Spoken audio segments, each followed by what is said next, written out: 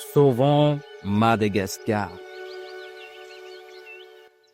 Chers membres du gouvernement, chers habitants, chers professeurs, chers enseignants, chers élèves, chers étudiants, beaucoup d'entre nous ont oublié que chacun a sa responsabilité pour sauver notre Madagascar bien-aimé, le faire sortir de cet état de pauvreté, mais non de le fuir, comme le font nombreux de nos élites qui s'envolent vers l'étranger pour leurs propres intérêts, sans prendre conscience d'aider leurs frères et sœurs malagasy.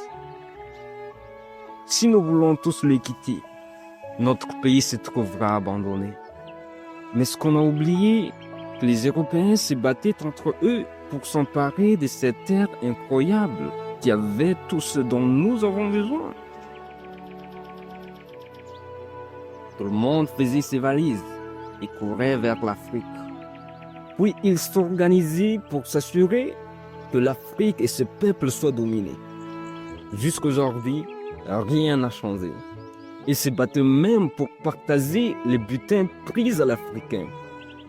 Ils y sont venus parce qu'ils ont cru qu'ici se trouve le paradis. Alors, chers habitants, chers jeunes gens, vous voulez courir ça et là, pour quelle raison? Alors qu'ici, il y a de nombreuses potentialités, comme l'a souligné un conférencier qui s'appelle Mamoun Stephen-Zanaha Marc Gaël, cofondateur de la société Reich, le 24 septembre 2025, durant la conférence débat lors du salon des études de l'emploi fait à Touliard, tournée autour d'un grand thème: formation et emploi des jeunes pour un avenir meilleur.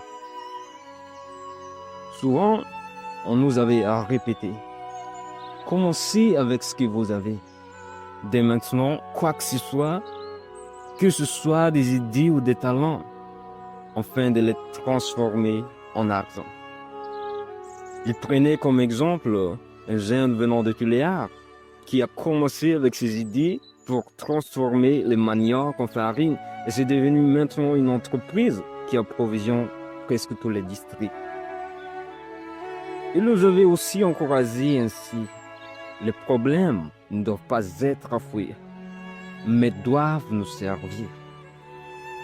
Quand ils arrivent, apprenons, cherchons les solutions. Et quand les solutions sont là, vous pourrez les transformer en argent. Peut-être que vous avez déjà agi et vous dites: bon, c'est trop petit. Et mon ami, ce n'est que la première partie. Trop petit, oui, peut-être que je l'accepte, mais cependant, considère-toi, ce n'est que le commencement.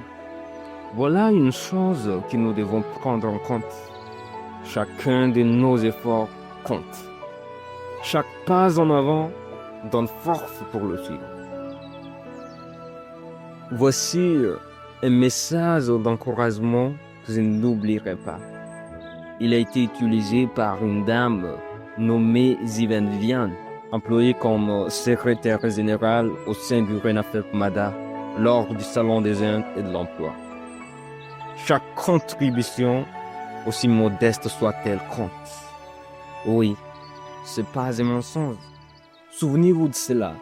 Comme l'affirma Mère Teresa, ce que nous accomplissons n'est qu'une goutte d'eau dans l'océan. Mais si cette goutte d'eau n'existe pas dans l'océan, elle manquerait vraiment.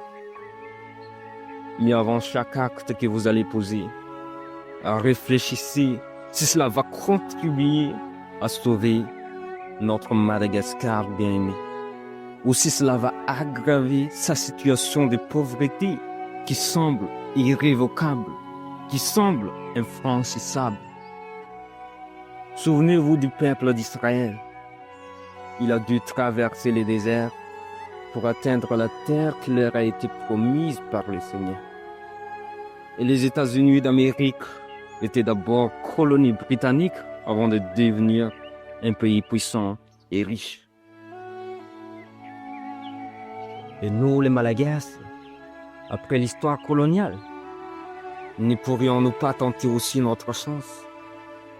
Nous ne pourrons pas peut-être récupérer ce que nous avons perdu, mais ne pourrions-nous pas améliorer et reconstruire ce que nous avons et ce que nous avons retenu?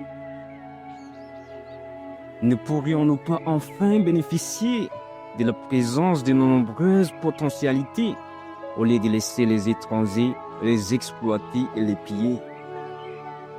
Ne pourrions-nous jamais devenir un pays prospère et développé avec nos propres possibilités, avec nos propres capacités, avec nos propres potentialités et surtout avec notre volonté et notre solidarité? Sauvons notre petit continent en répondant à ces questions, pas par des paroles, mais par nos actions. Signé Mahi, nos affaires sont trésor à l'idée. Tuliara, mercredi 8 octobre 2025.